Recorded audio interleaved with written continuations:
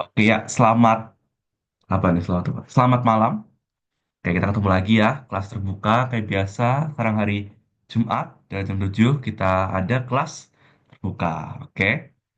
Nah, seperti biasa kita melakukan soal, tapi mungkin kalau ada dari kalian nih mau ada latihan soal yang pengen kalian bahas atau ada materi yang mungkin kalian kemarin-kemarin belajar dan pingin kita bahas bareng lagi nih. Nah, itu boleh banget em, di chat atau WA aku juga bisa. Oke? Misalkan pun nggak ada, nggak apa. Aku udah siapin banyak, lumayan banyak ya.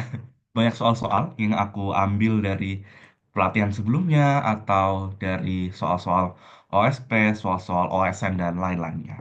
Oke, ya kalau mau ada soal yang ingin kalian bahas, boleh. Misal pun nggak ada, nggak apa. Oke, kalau nggak ada, langsung aja kita mulai. Kita bahas dari soal yang udah aku siapin. Dulu aku minta maaf ya sebelumnya kalau suara aku agak lebih pelan daripada biasanya. Karena lagi batuk. Oke, anyway, yuk langsung aja.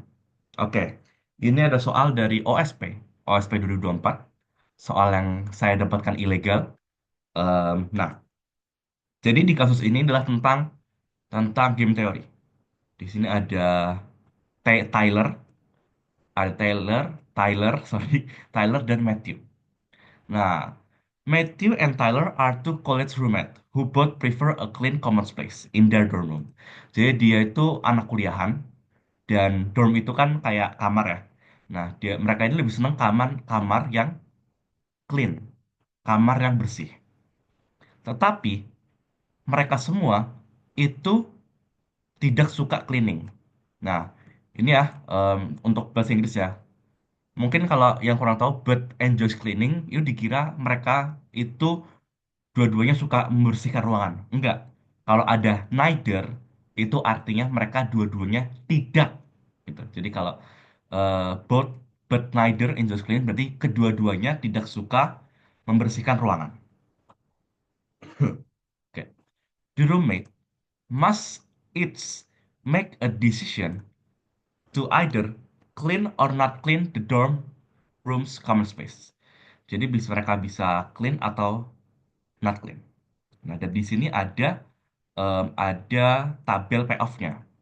Nah, jadi kita bisa lihat nih. Misalkan di sini ada kondisi di mana Tyler dan Matthew itu dua-duanya enggak clean, enggak membersihkan kamar tadi. Nah, akhirnya di sini utilitasnya mereka itu 10 dua-duanya. Bagaimana jika bagaimana jika kalau misalkan Tyler di sini membersihkan, tetapi Matthew enggak bersih-bersih kamar. Nah, di sini kita lihatnya Tyler, kita ambil kolom Tyler yang clean. Berarti yang kiri ini. Lalu kita ambil baris Matthew, barisnya Matthew yang don't clean. Nah, berarti di sini dia. Tyler akan 6 dan Matthew akan berapa nih? 50. Karena Matthew itu yang paling enak. Matthew kan nggak bersihin kamar, tapi dia kamar dia jadi bersih. Nah, makanya itu utility dia gede, 50. Sedangkan Tyler, dia kan terpaksa membersihkan ruangan. Akhirnya dia kesel. Nah, udah capek, tapi Matthew nggak bantu sama sekali. Akhirnya utilitasnya dia itu cuma 6. Nah, kebalikannya, kalau tadi ya, Tyler sekarang yang down clean, dan Matthew yang clean. Berarti, berarti Tyler di sini akan dapat utilitas 50. Dan Matthew akan dapat utilitas berapa? Cuma 6. Karena tadi, Tyler nggak usah bersih-bersih, tapi kamarnya bersih.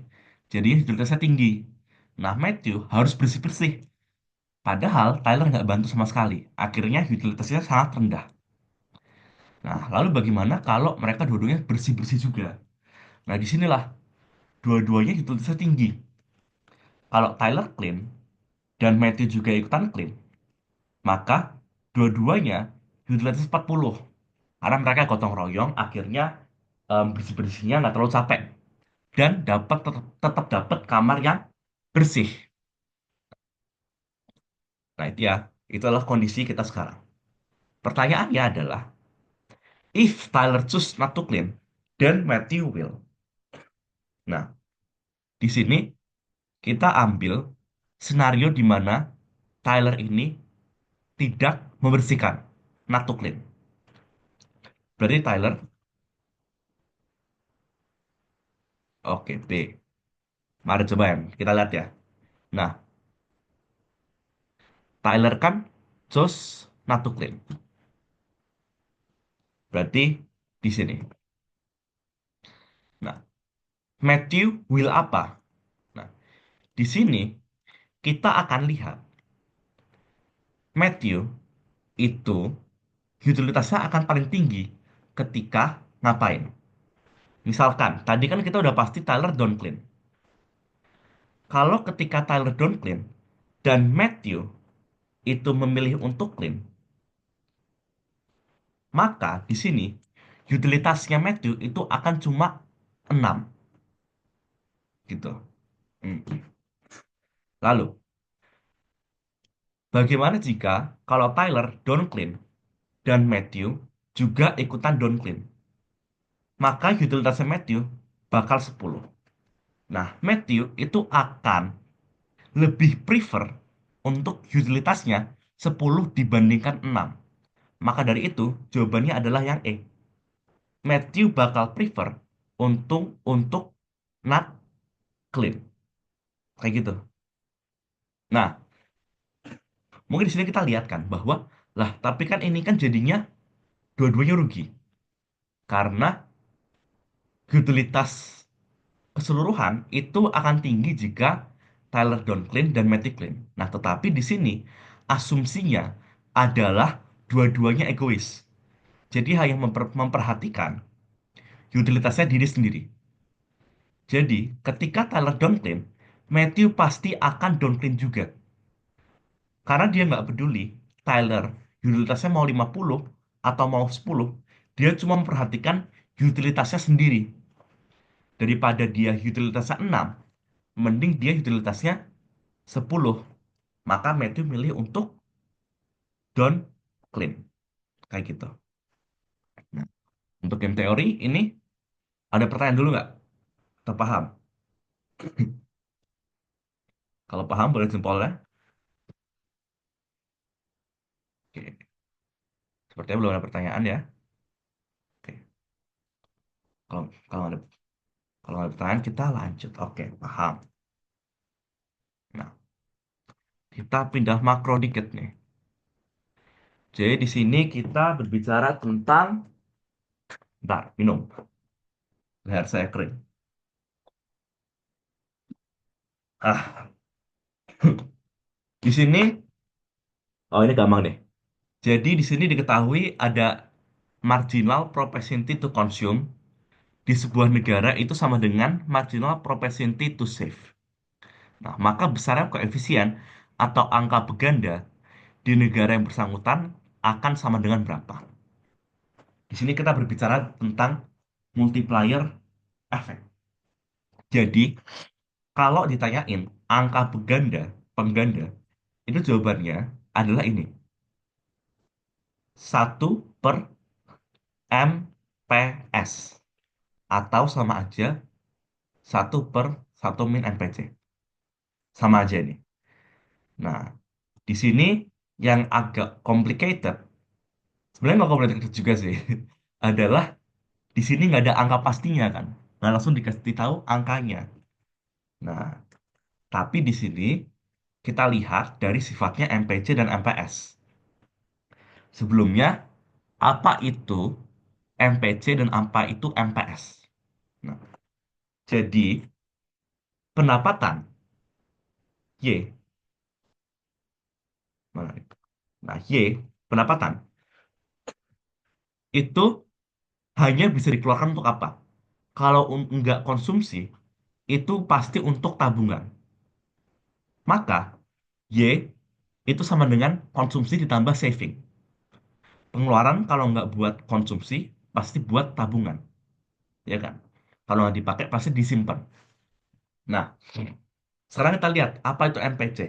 Jadi MPC itu kita melihat berapa sih peningkatan C ketika Y meningkat. Nah, Y itu kan ketika meningkat, enggak mungkin semuanya dipakai untuk konsumsi. Pasti ada bagian yang dipakai untuk tabungan. Nah, kita melihat berapa porsi dari pendapatan itu yang dipakai untuk konsumsi dan bukan untuk tabungan. Nah, untuk rumusnya, kalau MPC itu adalah MPC itu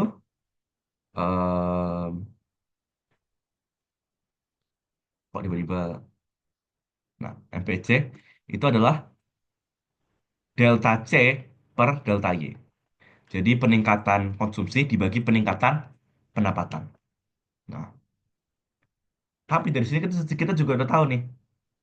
Kan misalkan ya, misalkan nih, misalkan bahwa 80% dari pendapatan itu dipakai untuk konsumsi. Jadi kalau pendapatan naik 100, 80-nya itu akan dibuat konsumsi. Nah, di sini kita udah tahu nih.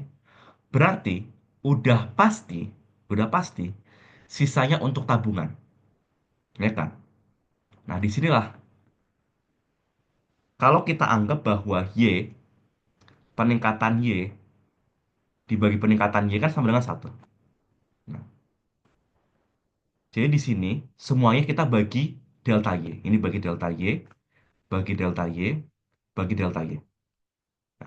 Tadi ketika ada C dibagi delta Y, itu kan hasilnya adalah MPC ya, MPC. Lalu ini Y bagi Y hasilnya satu.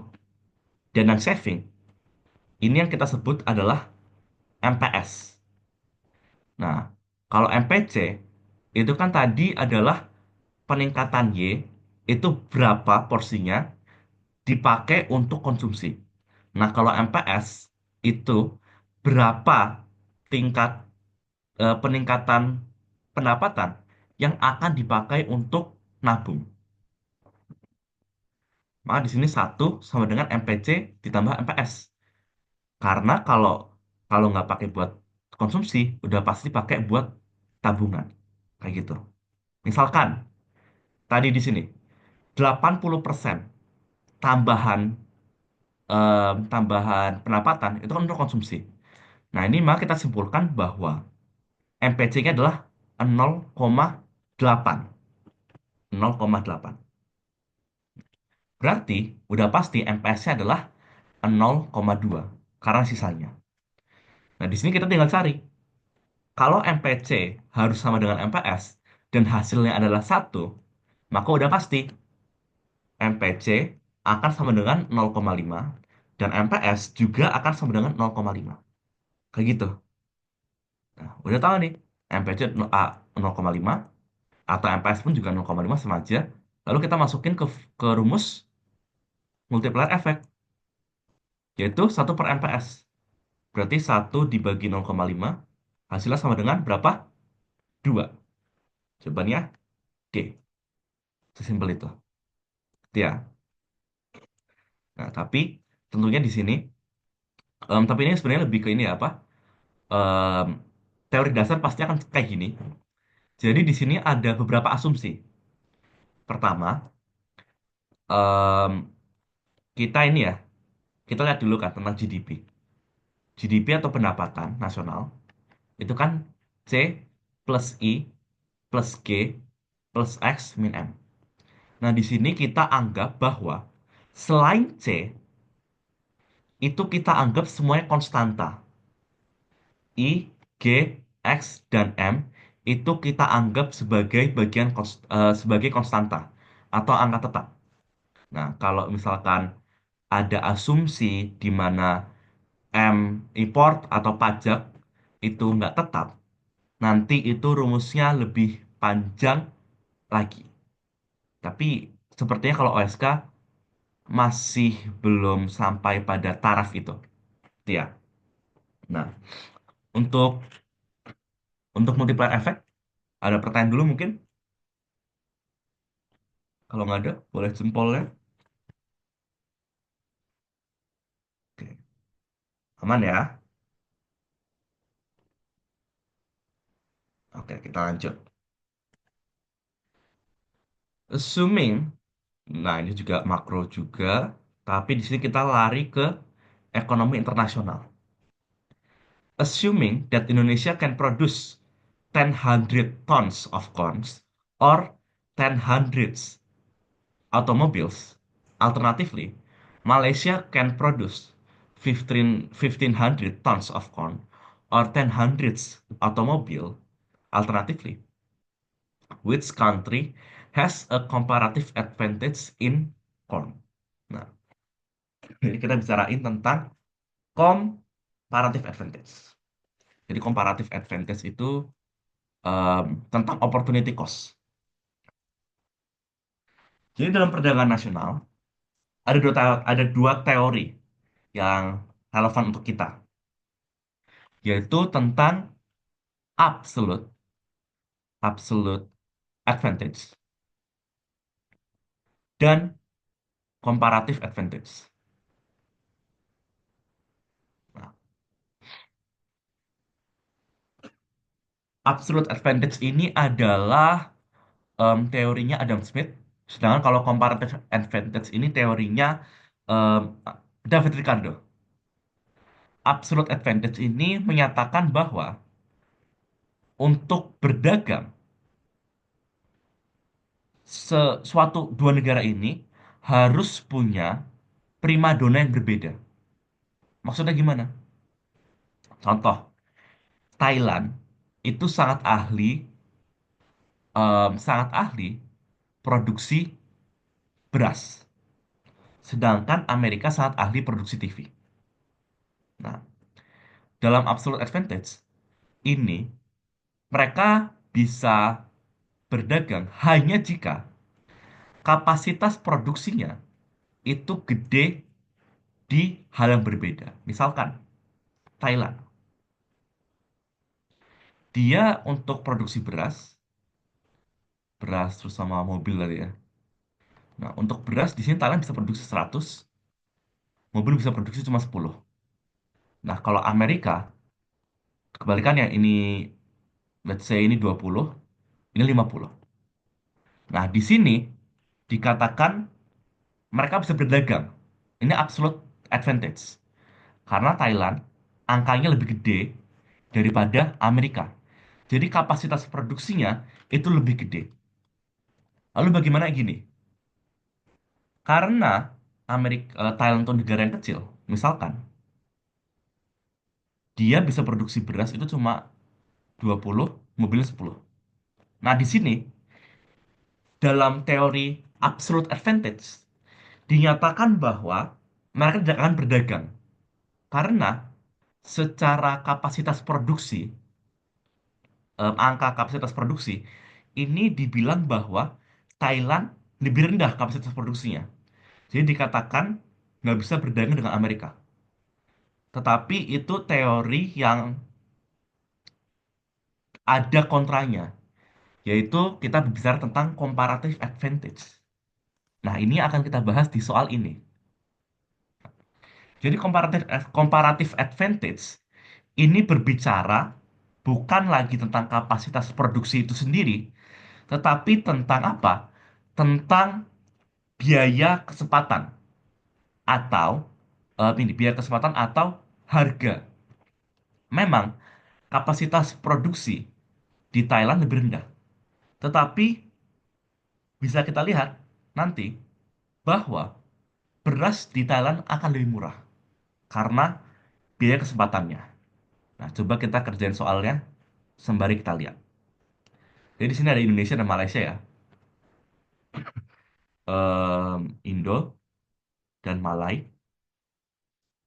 Nah, di sini Indo bisa produksi jagung dan mobil. Sama-sama 10. Aku anggap sama-sama 10 ya. Karena saya malas tulis tahan grip dan tonsnya. Malaysia 15 dan 10. Nah, ini sama. malaikat secara absolut punya kapasitas produksi lebih tinggi di jagung dan mobil seri. Nah, jadi di sini bagi David Ricardo, bukan David Ricardo, Adam Smith, bagi teori absolut mereka nggak bisa berdagang. Tapi bagi David Ricardo bisa. Bagaimana caranya? Di sini kita lihat. Bagi Indonesia, kan dia ada dua pilihan ya, antara produksi jagung atau produksi mobil. Dan di sini, bagi Indo, 10 jagung itu akan sama dengan 10 mobil. Maka apa? Satu jagung itu setara dengan satu mobil. Nah, karena untuk produksi satu jagung harus mengorbankan satu mobil.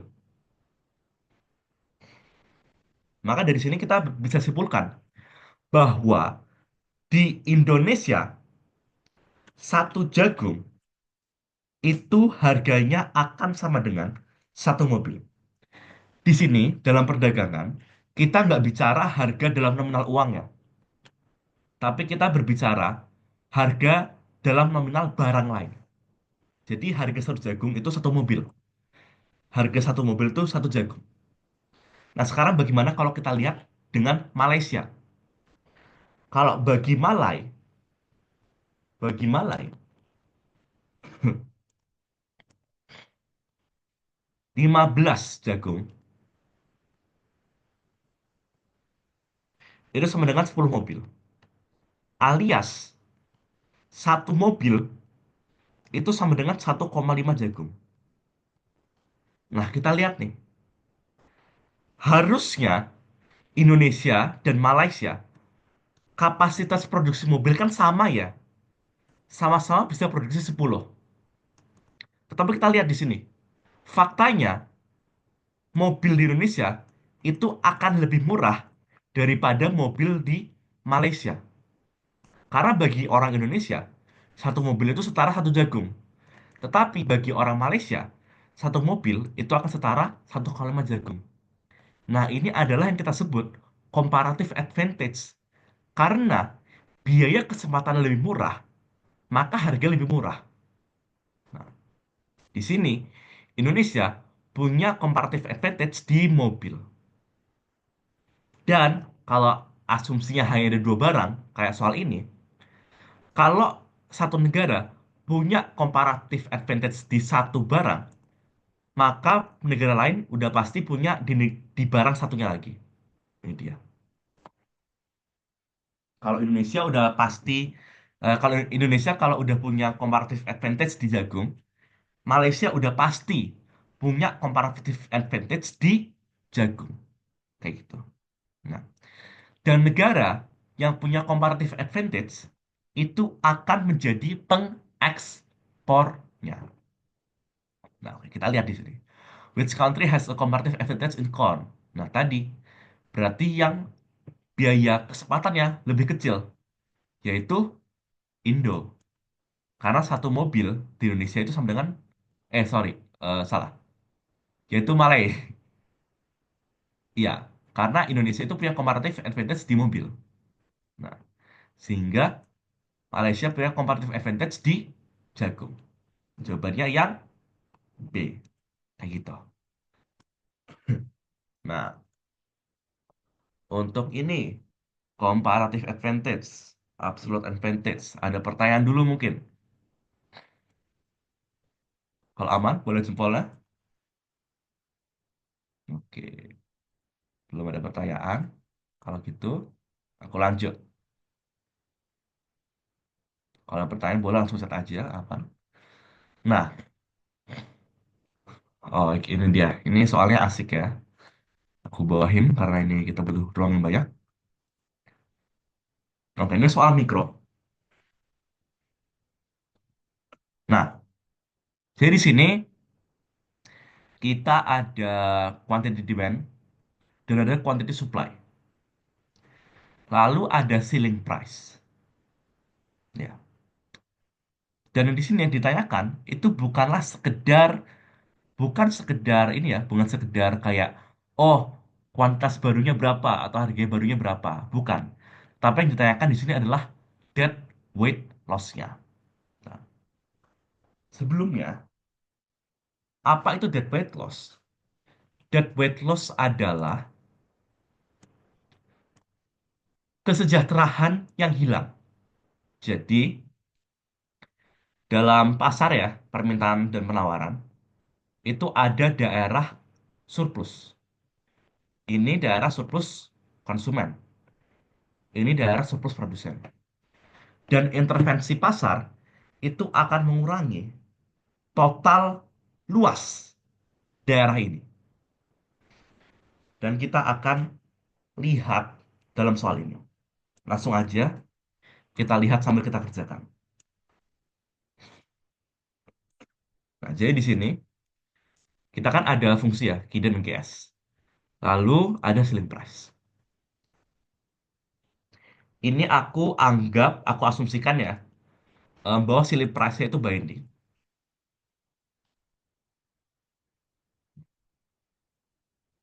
Ada KD, ada QS. Apa itu ceiling price? Jadi ceiling price adalah penetapan harga maksimum. Nah, ketika ada ceiling price, maka harga pasar itu nggak boleh lebih dari harga tersebut. Misalkan, aku jualan siomay, harganya 10.000 per porsi ya, bukan per pentol, per porsi. Nah, aku jualan harganya 10.000 per porsi. Tiba-tiba ada peraturan, siomay per porsi harga maksimalnya, ceiling price-nya itu 7.000. Nah, berarti aku harus mengurangi harga. Maka dari itu, ceiling price ada di sini. Ceiling price yang efektif itu akan ada di bawah harga keseimbangan. Karena kalau di atas keseimbangan, percuma. Aku jualan somai harga 10.000. Tetapi ceiling price-nya 11.000. Karena aku nggak usah ngubah hargaku. Hargaku udah sesuai hukum. Kayak gitu. Nah, jadi udah pasti di bawah. Nah, pada awalnya, pada awalnya, surplus konsumen, surplus produsen di sini. Surplus konsumen, surplus produsen. Tetapi, karena sekarang ada intervensi pasar, apa terjadi? Pertama, surplus produsen jadinya segitiga kecil di bawah ini. Itu surplus produsennya. Bentar, aku ganti warna. Nah, ini surplus produsennya. Lalu bagaimana dengan surplus konsumennya? Bagian ini kita garisin. Karena bagian ini tidak kita transaksikan. Karena memang pada harga price ceiling itu demand-nya sebanyak ini. Tetapi supply-nya hanya sekecil ini. Ya, ini sih supply-nya demand. Supply-nya hanya sekecil ini. Sehingga akan terjadi apa? Terjadi shortage. Nah, kita kan bertransaksi di sini doang. Maka dari itu, sesuai dengan definisinya ya, surplus konsumen itu adalah daerah selisih antara kurva demand dengan harga. Nah, ini kan kurva demand di sini, harga di sini. Berarti ini daerah surplus konsumen. Ini. Nah, oke. Lalu kita lihat nih bahwa di sini ada suatu daerah yang tidak kita highlight, yaitu segitiga ini. Sebelumnya, kalau tidak ada intervensi pasar, ini merupakan bagian dari surplus konsumen dan surplus produsen. Tetapi karena ada intervensi pasar, hilang. Bukan surplusnya siapa-siapa. Nah, inilah yang kita sebut dead weight loss. Sekarang mari kita hitung luas daerahnya. Bagaimana caranya? Nah, kita lihat nih. Kita balik ke kelas 2 SMP, ke kelas 8. Ini namanya bangun ruang apa? Bukan bangun ruang. Bangun datar apa? Ya, betul. Segitiga. Nah, jadi kita akan mencari luas DWL dengan cara luas segitiga, yaitu setengah kali, berarti alas kali tinggi bagi dua. Itu caranya. Alas kali tinggi bagi dua. Nah, sekarang kita tinggal cari angka-angkanya aja nih. Berapa alasnya, berapa tingginya, gitu doang. Nah, itu yang agak complicated. Oke. Coba mari kita bedah. Bagaimana caranya kita bisa mencari tinggi, cari alas. Pertama, coba kita cari tinggi. Tinggi itu berarti yang ini ya. Nah, karena segitiga tiduran. Nah, tinggi itu yang gini. Berarti kan tinggi adalah jarak dari titik ini sampai titik ini. Nah, apa kedua titik itu? Titik ini adalah equilibrium sebelum intervensi. Nah, atau aku tulis di sini QE. Nah, lalu, bagaimana dengan titik yang ini? Titik yang itu adalah kuantitas supply ketika price ceiling. Kita lihat ya, ini kan kurva supply. Dan kurva supply ini berpotongan dengan price ceiling tadi. Nah, maka kita simpulkan ini adalah kuantitas fungsi supply ketika price ceiling. Atau itu adalah kuantitas pasar yang baru.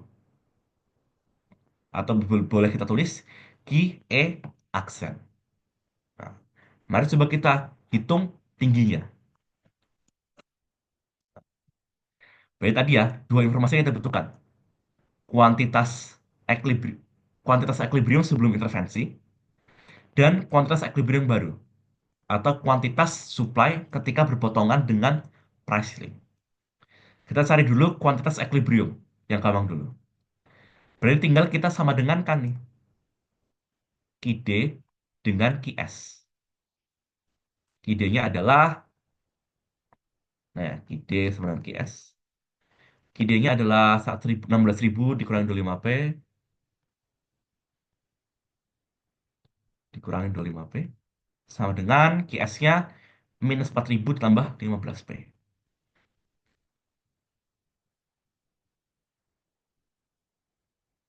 Lalu, lalu kita kita hitung. Udah, kita hitung aja. Ini kita bendahin ya. 4.000 pindah ke kiri, jadinya 16K tambah 4K. 20.000. 25 kita pindah ke kanan. Jadinya 25 tambah 15, 40. 40P. Lalu kita cari P-nya berapa?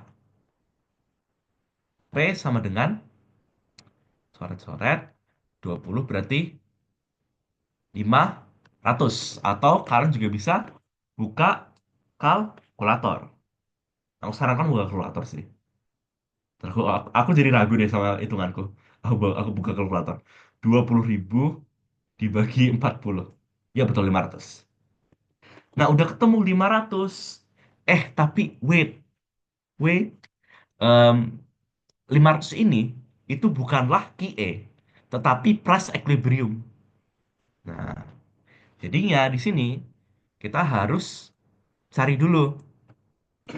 Dari P, kita cari Q-nya. Berarti di sini P-nya ini kita boleh masukin ke QD atau ke QS. Terserah mau yang mana. Biar gampang, coba kita masukin ke QS aja. Karena akan lebih kecil. Nah, berarti QE sama dengan minus 4.000 ditambah 15 dalam kurung 500. Lalu kita hitung. Kita tambah, kita kalikan, dan kita tambahkan. 15 kali 500. Nah, berarti Minus 4.000 ditambah 7.500. Nah, di sini sama dengan 4.000 tambah, sorry, 7.500 tambah minus 4.000. Jadinya 3.500. Kita tahu nih, QE-nya adalah 3.500. Sekarang kita masih harus cari QE aksen. Nah, sudah panjang baru tahu satu titik. Cari titik satunya lagi. Nah, QE aksen tadi dengan harga PC itu quantity supply-nya itu berapa? Nah, itu gampang. Kita kan udah tahu ya, PC-nya adalah udah pasti 275. Berarti berarti kita tinggal masukin ke QS tadi. Nah, QS sama dengan minus 4.000 ditambah 15 kali 275. Hmm, Berarti 15 kali 275, 275 kan betul? Iya, 275. 15 kali 275. Nah, hasilnya adalah 125. Dari sini kita tahu QE-nya adalah 125. Berarti tinggi dari segitiga itu adalah 3.500 dikurangi 125. Alias,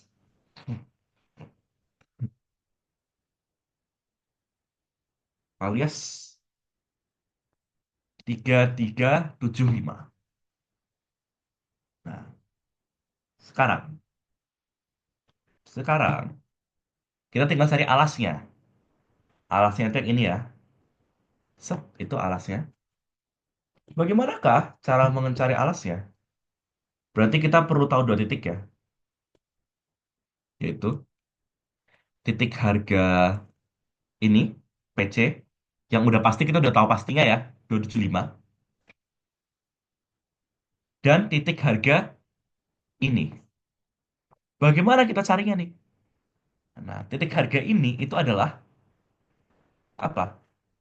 Harga demand, jadi PD, ketika Q sama dengan ini, QE aksen. Karena di sini kita udah tahu QE aksen ya. Nah, ini PD. Karena ini ada di kurva demand. Bagaimana carinya? Berarti kita tinggal masukin ke fungsi demand Q-nya sebesar tadi Q aksen yaitu 125. Berarti di sini kita masukin, ke bawah lagi. Nah, berarti kita masukin QD sama dengan kan 16.000 dikurangi 25 kali P. Sorry. Nah, PD. Berarti di sini kita masukin aja QD-nya 125. 125 sama dengan 16.000 dikurangi 25 PD. Pindahin jadi 25 PD sama dengan ini dikurangi jadinya 16.000 dikurangi 16.000 dikurangi 125. 16.000 dikurangi 125 hasilnya adalah 15875 dan ketemu PD itu sama dengan dibagi 25 635. Berarti titik ini itu adalah 635. Nah, sekarang kita cari alasnya. Atau langsung aja kita masukin ini ya ke rumus ini ya, alas kali tinggi. Nah, berarti luas segitiga di sini, alasnya adalah 635 dibagi 275. Berarti adalah, sebentar, bukan dibagi, dikurangi. 635 kurangi 275, 360. 360 kita kalikan dengan ini, 3375. 3375 dan kita bagi dua. Ketemu hasilnya adalah 607.500. Ketemu yang C. Kayak gitu dia. Perhitungan DWL, dead weight loss. Agak panjang, tapi itu ya aku simpulkan, aku ringkas lagi tadi. Caranya adalah kita cari luas segitiga, yaitu alas kali tinggi bagi dua. Alas kali tinggi bagi dua. Berarti kita cari dulu tingginya. Berarti di sini kita harus tahu equilibrium, kuantitas equilibrium sebelum intervensi. Berarti supply sama dengan demand. Habis itu, untuk cari tingginya, kita juga butuh titik ini. Itu dengan caranya kita masukin 275 tadi, price ceilingnya, ke fungsi supply. Nah, terus buat cari alasnya, kita butuh dua titik, di mana satu titiknya udah diketahui, yaitu price ceiling. Dari price ceiling ini sampai titik ini. Titik itu apa? Yaitu kita masukin quantity yang kita dapat tadi, quantity dari supply pada price ceiling, kuantitasnya kita masukin ke kuantitas demand. Nanti ketemu P-nya berapa. Nah, dari situ kita bikin alasnya. Kita hitung ketemu luas segi 3. Kayak gitu. Nah, DWL. Nah, udah. Lumayan panjang. Ada pertanyaan dulu nggak untuk DWL? Kalau nggak ada, boleh jempol ya. Oke. Aman ya sepertinya ya. Kalau aman, kita lanjut.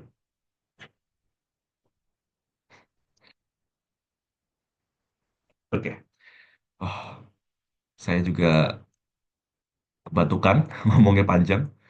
Nah, oke. Di sini kita ke makro. Tadi udah panjang-panjang mikro. Kita sekarang makro. Oke.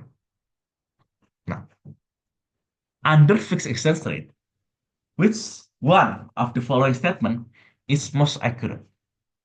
Jadi di sini adalah tentang kalau negara itu punya nilai tukar mata uang yang fix atau tetap, di manakah di bawah ini tuh yang benar? Jadi sebelumnya, apa itu dan bagaimana sih bekerjanya sistem fixed exchange rate atau nilai tukar uang yang tetap?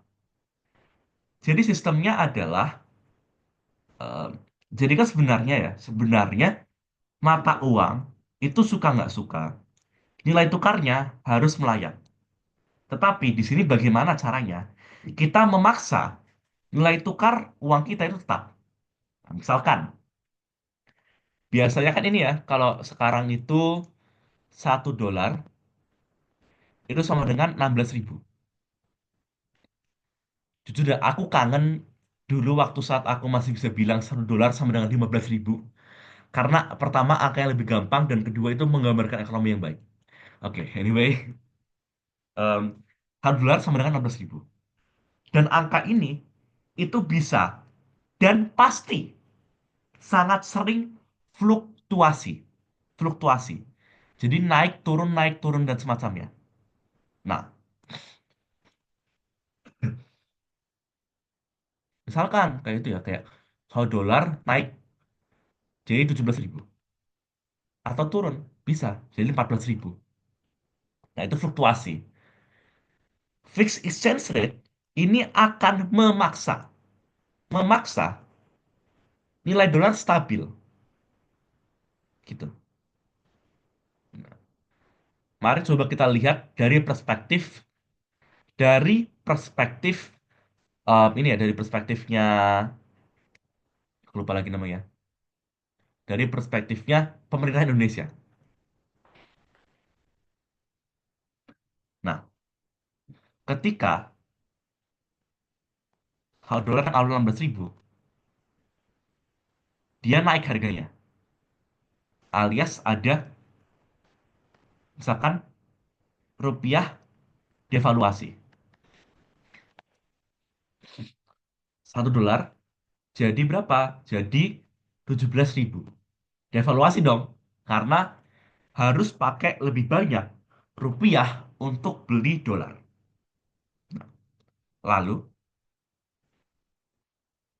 setelah ini, apa yang harus dilakukan oleh pemerintah?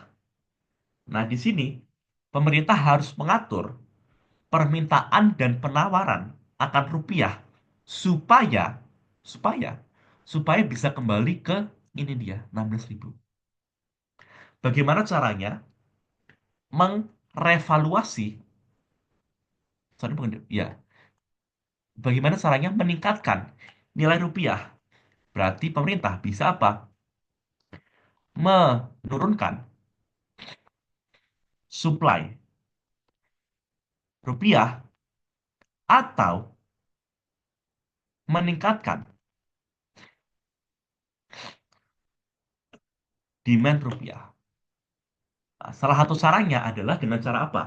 Dengan cara pemerintah itu pasti punya cadangan devisa. Jadi nyimpen uang secara dolar.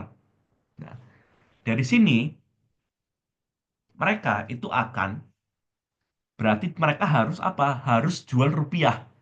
Sorry, salah. Jual dolar dan beli rupiah. Ketika menjual dolar dan beli rupiah, berarti demand akan rupiah naik dan supply akan rupiah akan turun. Seperti itu. Nah, kita lihat. Itu dari sistemnya. Coba di sini kita lihat. Manakah statement yang sekiranya em, paling paling akurat? Hmm, Oke. Devaluation causes a decrease in output. Nah, jadi di sini, oh ini ya, bedanya depresiasi sama devaluasi. Kalau depresiasi, itu tidak sengaja. Jadi tadi sebenarnya aku juga agak salah pakai ya, harusnya depresiasi. Nah, depresiasi itu tidak sengaja. Jadi ketika ada depresiasi, pasti kalau dia adalah fixed exchange rate, itu akan diperbaiki. Tetapi kata kuncinya, kalau devaluasi, itu sengaja. Jadi tidak akan diperbaiki. Nah, ketika ada devaluasi, causes a decrease in output. Nah, ini udah pasti salah. Mengapa? Kita lihat, apa rumus dari output? Yaitu Y. Y itu sama dengan C plus I plus G plus X min M. Nah, ketika ada devaluasi, yang terjadi adalah barang lokal harganya jadi terkesan murah untuk luar negeri. Dan barang luar negeri terkesan mahal untuk orang lokal. Maka dari itu, ketika ada devaluasi, nilai tukar melemah, ekspor akan naik malah. Karena barang kita jadi murah buat orang Amerika. Akhirnya barang kita lebih baik dibeli orang Amerika. Ekspornya banyak, outputnya meningkat, dan impor juga akan berkurang. Karena ketika devaluasi, barang luar negeri jadinya mahal. Gitu. Jadinya kita dukunglah produk-produk Indonesia. Gitu. Nah, jadi udah pasti salah ya, yang kasus decrease in output. A udah pasti salah. Oke, coba kita cek. Yang B, devaluation causes a rise in output. Nah, ini benar nih. Devaluation causes a rise in output. Ya, ini juga benar ya. Causes a rise in output, causes a rise in output, causes a rise. Oh, ini bukan, bukan. Kalau output benar.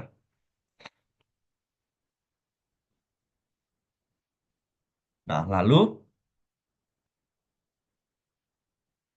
oke. Nah, wait. Oh ya, oke. Oke. Nah, lalu, bagaimanakah caranya pemerintah bisa melakukan devaluasi?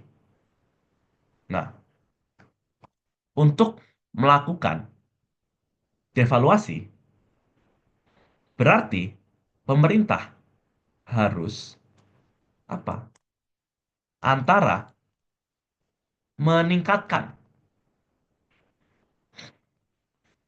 supply akan rupiah atau menurunkan demand dari rupiah. Bagaimanakah caranya bisa meningkatkan supply rupiah? Bagaimana caranya? Ada dua cara, yaitu Anda bisa menjual, sorry, membeli dolar yang ada, membeli dolar dengan pakai rupiah yang ada, gitu. Atau bisa juga, bisa juga, hmm, bisa juga Anda mencetak uang supaya tidak hanya ada devaluasi, juga ada inflasi.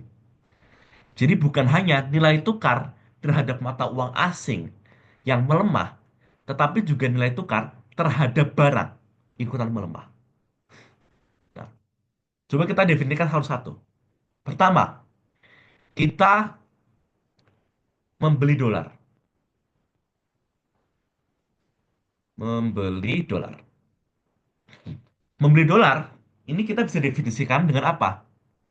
Menambah cadangan devisa. Nah, atau bahasa Inggrisnya, official reserve. Makanya juga benar. Rise in official reserve. Nah, oke. Lalu tadi juga apa? Bisa juga mencetak uang. Dan, wait sebentar. Oh maaf, maaf. Nggak jadi. Kalau mencetak uang tuh, bener-bener, bener deh. Ya. Jadi juga bisa, caranya adalah dengan mencetak uang. Mencetak uang, sehingga expansion of the money supply. Nah, maka dari itu, jawaban yang paling akurat adalah yang B. Yang C dan E, technically benar, tetapi mereka tidak selengkap jawaban yang B. D juga benar, tapi nggak selengkap yang B. Maka jawaban yang benar itu adalah yang D. Seperti itu. Nah, oke, itu ya. Ya. Oke, untuk tadi, untuk exchange rate dan kawan-kawannya. Apakah ada pertanyaan dulu mungkin? Kalau nggak ada, seperti biasa boleh jempol. Oke, oke. Masih aman ya sepertinya ya. Kalau aman, mari kita lanjut. Oke. Nah, ini yang harus dulu aja. Bawahin dulu. Nah, soal ini soal adalah yang masuk pernah ke nasional, soal di nasional, tapi juga masuk soal OSK tahunku. Nah, dan ini soal yang sangat ku benci dulu, karena aku bingung. Tetapi sekarang setelah tahu caranya, aku kayak, ternyata tidak sesuai yang kubayangkan. Oke, mari kita baca dan cermati soalnya. The director of a theater company in a small college town is considering the way he prices ticket. Nah, he has hired an economic consulting firm to estimate the demand for tickets. The firm has classified people who go to theater into two groups and has come up with two demand function. The demand curve from general public, ya, ada general public dan student. Jadi ada dua pasar. Maaf, bukan dua pasar, sorry. Ada dua konsumen. Nah, general public fungsinya ini. QS ini bukan supply ya, tapi student. Itu adalah segitu. Nah, dicarinya adalah elasticity of demand masing-masing grup. Nah, yang ngeselin di sini adalah tidak diberitahu dengan spesifik. Q-nya berapa, P-nya berapa. Nggak tahu. Nggak tahu. Maka dari itu, kita harus kreatif dikit. Mungkin elastisitas harga yang kalian tahu itu kan hanyalah ini ya, hanyalah delta Q per delta P dikali P per Q. Itu mungkin yang kalian tahu. Tetapi, tapi, tapi, nggak harus begini. Nggak harus. Karena ini bisa kita ubah dengan ini. Delta Q dan delta P itu sama saja dengan alternatif notasi. Ini, eh, turunan dari fungsi Q dikali P per Q. Maka dari itu, kita tinggal turunin, lalu kita kalikan dengan P per Q. Seperti itu. Jadi sangat mudah. Nah, blunderku adalah ketika aku OSK, aku nggak tahu rumus ini. Karena saya dulu bodoh. Tapi karena saya sekarang sudah pintar, em, jadi udah tahu. Nah, dan kalian juga jangan jatuh di lubang yang sama seperti saya. Oke, jadi gitu ya. Kita akan del, kita akan turunkan Q. Turunkan Q, lalu kita kalikan P per Q. Oke, mari kita satu-satu. Pertama yang general public. By the way, ini technically nggak ada jawabannya.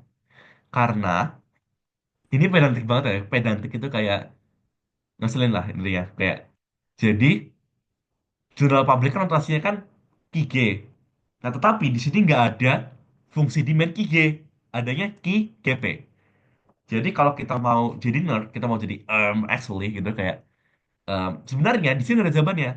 Karena um, nggak ada Q GP, ada Q G doang. Jadi ini ada jawabannya. Tapi yang penting kita paham kan maksud dari soalnya, jadi kita kerjain aja. Oke. General public. Berarti kita turunkan. Kita turunkan 500 dikurang 5P. 500 itu konstanta. 500 nggak ada variabelnya. Jadi kita anggap nol. Kita ilangin. Nah, lalu 5P. Oke, 5P. Min 5P, sorry. Min 5P. Berarti P-nya di sini kita hilangkan. Jadi cuma min 5.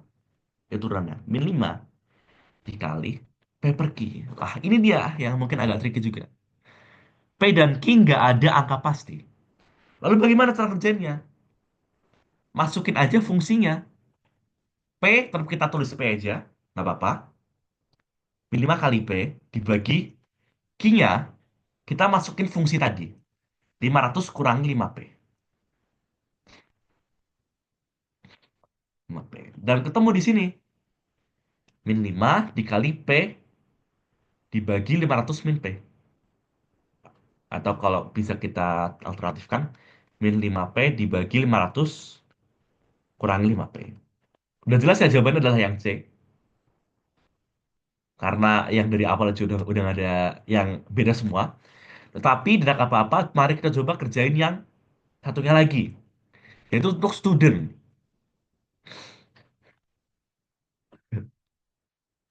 Jadi untuk yang student, 200 kan konstanta, kita ilangin. Terus minus 4P jadi minus 4.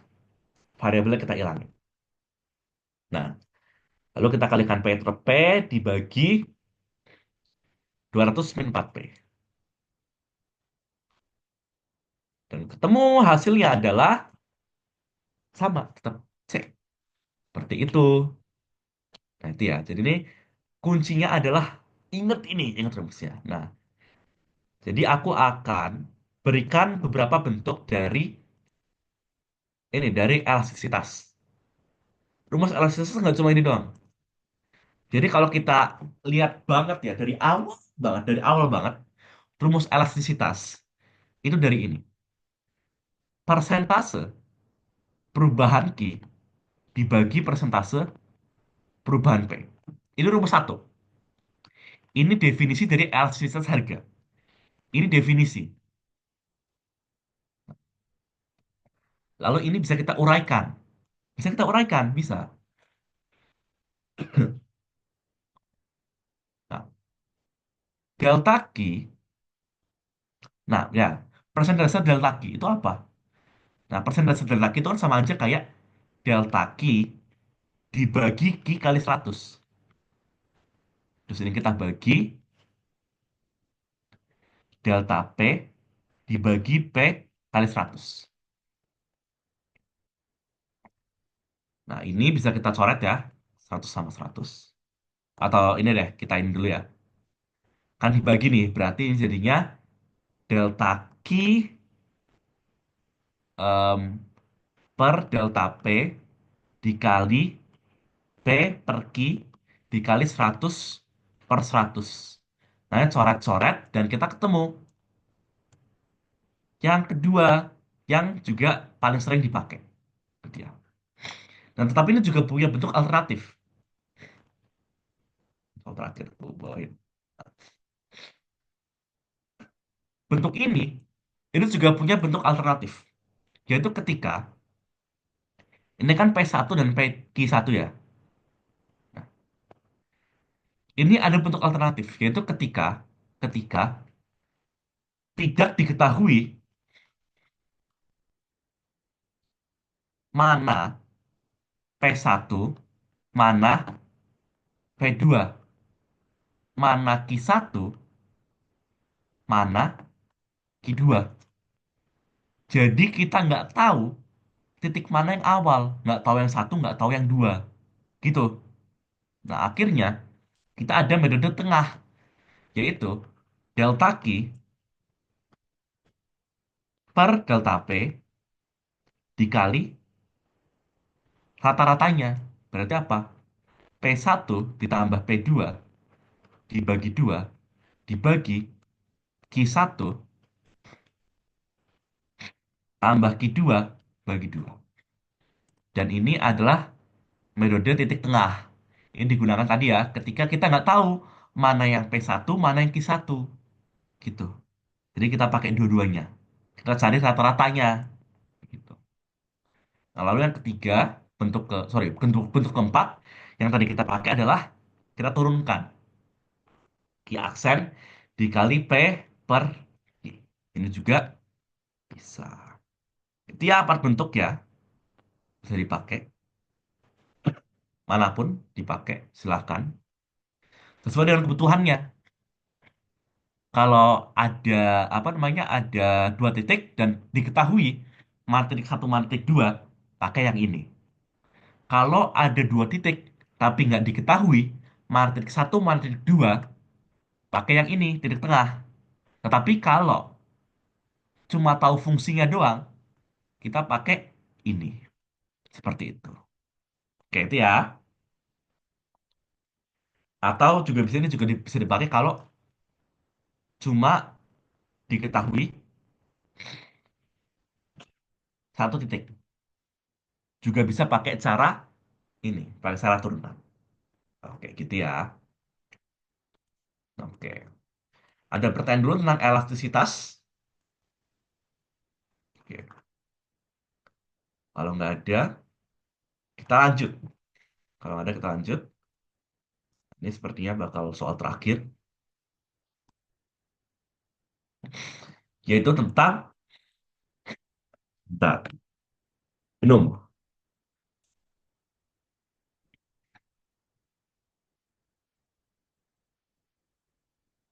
Ah, yaitu tentang profit maksimum. Jadi kita cari profit maksimum itu berapa. Oke. Jadi prinsipnya, profit maksimum itu adalah ketika MC sama dengan MR. Ini adalah profit maksimum. Nah, sekarang kita udah tahu MC sama dengan segini. Nah, untuk mengetahui MR-nya, berarti kita perlu TR. Jadi TR itu akan sama dengan Price dikali quantity. TR sama dengan price kali quantity. Price-nya di sini 9. Dan quantity-nya adalah Q. Kita harus aja Q. 9 kali Q. Nah, terus MR-nya berarti kita turunin. Jadi 9 aja. Nah, dan di sini kita ada pelajaran. Kita dapat pelajaran, yaitu jangan bodoh. Kalau udah ada harga yang konstan seperti ini, kan harganya konstan nih. Nah, harganya tidak berubah. Harganya bukan fungsi. Maka sudah dipastikan, sudah bisa dipastikan, price itu akan sama dengan MR. Seperti itu. Nah, sekarang mari kita cari kuantitas profit maksimumnya dengan cara MC 9 MR. Berarti MC kan 3 plus 2 Q ya. 3 plus 2 Q itu harus sama dengan 9. Dan di sini 2 Q sama dengan 9 kurang 3.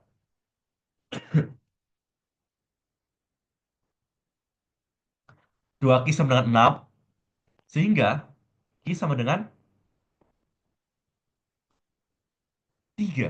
Q sama dengan 3. Seperti itu. Nah, sekarang kita udah tahu Q sama dengan 3. Berarti kita udah tahu jawabannya. Kalau enggak A, ya B. Gitu. Nah, tetapi di sini kita harus tahu juga berapa profit maksimum. Profit, PRF.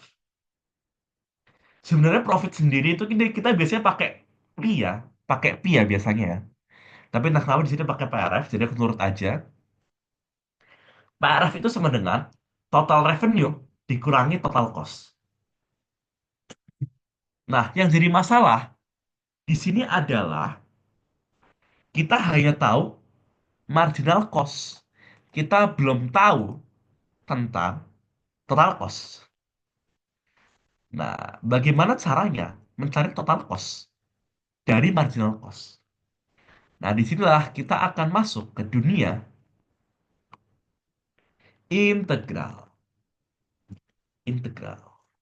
Nah, jadi integral ini basically adalah kebalikannya turunan.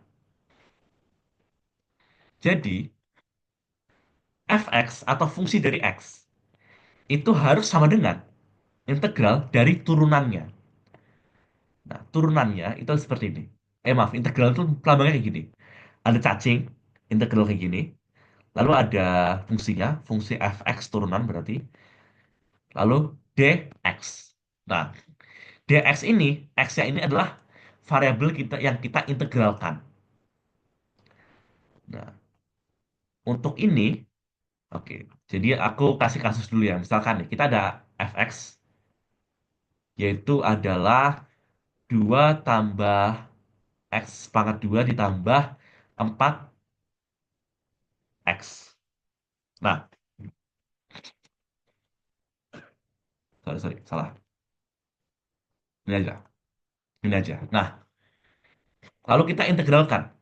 Maka integral dari fx dx itu akan sama dengan, jadi caranya adalah, misalkan, kalau ada konstanta, itu cukup kita tambahkan x aja. Jadi dari 2 jadinya 2x.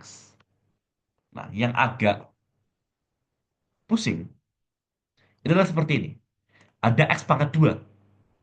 Lalu bagaimana caranya? Caranya adalah, misalkan kalau ada konstanta x pangkat n, itu integralnya akan sama dengan cx pangkat n plus 1 dibagi n plus 1. Ini caranya. Nah, tadi aku pikirin aku kasih di atas biar dia. Nah, ini ya caranya. Oke. Nah, oke. Sekarang 2x pangkat 2 tadi. Berarti di sini ditambah, konstannya kan satu, berarti tetap aja satu. Biarin. Terus X. Nah, pangkatnya kita tambahin satu. Dua ditambah satu. Berarti tiga. Dibagi dua tambah satu, tiga. Nah, tetapi di sini juga kita nggak bisa lupakan bahwa ada informasi yang hilang, yaitu konstanta. Maka dari itu, ini kita tambahin C. Konstanta. Dan ini bisa kita buktikan bahwa integral ini ketika kita turunkan, hasilnya akan sama aja kayak fungsi awalnya. Dua x ini kan kita turunin, jadinya 2, terus ini x pangkat 3 per 3, berarti kan jadinya 3 dikali x pangkat 2. Nah itu, jadinya x pangkat 2 ketemu. Nah itu dia, itu integral. Nah, oke, mari kita cari TC. Oke, coba kita integral dari MC. Maka di sini kita tulisnya bukan dx, tapi dq. Karena variabel fungsi MC itu adalah Q. Maka kita kita bukan dx lagi, tetapi integral dq. Nah, sama dengan integral dari tadi 3 plus 2Q dq. Itu kan 2Q. Ya, betul. Nah, berarti di sini 3 itu konstanta. Berarti kita tinggal tambahin variabel Q. 3Q. Nah, 2Q di sini berarti 2Q tetap kita tulis. Nah, Q ini kita anggap sebagai pangkat satu. Q pangkat satu. Berarti pangkat satu tadi ditambah satu jadinya Q pangkat 2. Dibagi N plus 1 tadi. Berarti juga dibagi 2. Nah, ini kan karena sama-sama 2 bisa kita coret. Hilang. Nah, lalu kita tambahkan konstanta. Ini adalah TC. Yang jadi masalah adalah di sini kita nggak punya variabel, bukan variabel, sorry. Di sini kita nggak punya informasi tentang konstanta. Tetapi, kalau kita tanyakan ke diri kita masing-masing, variabel konstanta itu apa sih? Konstanta di fungsi kos apa? Konstanta di fungsi biaya itu adalah adalah fixed cost. Dan kita udah tahu fixed cost adalah 3. Nah, di sini bisa kita masukin konstantanya sama dengan 3. Berarti total cost itu sama dengan 3Q ditambah Q pangkat 2 ditambah C. Dan dari sebelumnya kita juga tahu TR sama dengan 9Q. Tinggal kita hitung ketika Q sama dengan 3, yaitu Q-nya profit maksimum, berarti di sini profitnya berapa? Kita cari dulu revenue. Berarti total revenue sama dengan 9 kali 3, berarti sama dengan 27. Sekarang TC. TC sama dengan 3 kali 3 ditambah 3 pangkat 2, ya, hmm, tambah 3. Ya, betul. Nah, hmm. 3 kali 3 itu kan 9. 3 pangkat 2 itu juga 9. Ditambah 3. 9 tambah 9 tambah 3 berarti 18 tambah 3, 21. Berarti profit itu sama dengan 27 kurangi 21. Alhasil sama dengan 6. Nah, di sini kita ketemu jawabannya adalah yang gak ada. Nggak ada jawabannya. Oke, nggak apa-apa. Sebentar. Ya, nggak ada yang salah. Ya, berarti di sini jawabannya nggak ada. Kita anggap di sini ada 6. Ya, aku baru ingat. Ya, soalnya memang ada beberapa tahun-tahun sebelumnya emang kadang nggak ada jawabannya. Berdoa aja dibonusin. Jadi ya. Oke. Oke, lumayan panjang ya. Oke, untuk dari profit maksimum. Ada pertanyaan dulu mungkin? Aman ya, sepertinya. Oke, kalau gitu, kalau nggak ada pertanyaan lagi, aku ucapin terima kasih untuk yang udah join hari ini. Aku ingetin, besok kita udah mulai ya, ada bimbel suhu ekonomi. Itu materi-materi yang lebih advance lagi. Tapi tenang aja juga ada modul dasar dan kita juga bakal refreshing materi dasar. Jadi santai aja, nggak bakal terlalu susah. Dan itu kita mulai besok. Jadi kalau misalkan kalian mau daftar, sekarang banget nih. Sekarang banget. Nah, oke. Kalau misalkan udah nggak ada pertanyaan, udah nggak ada apa lagi, mau sampai terima kasih udah join. Kita jumpa, apa namanya? Jumpa apa namanya? Oh ya, kita jumpa next Jumat atau Minggu. Makasih. Bye.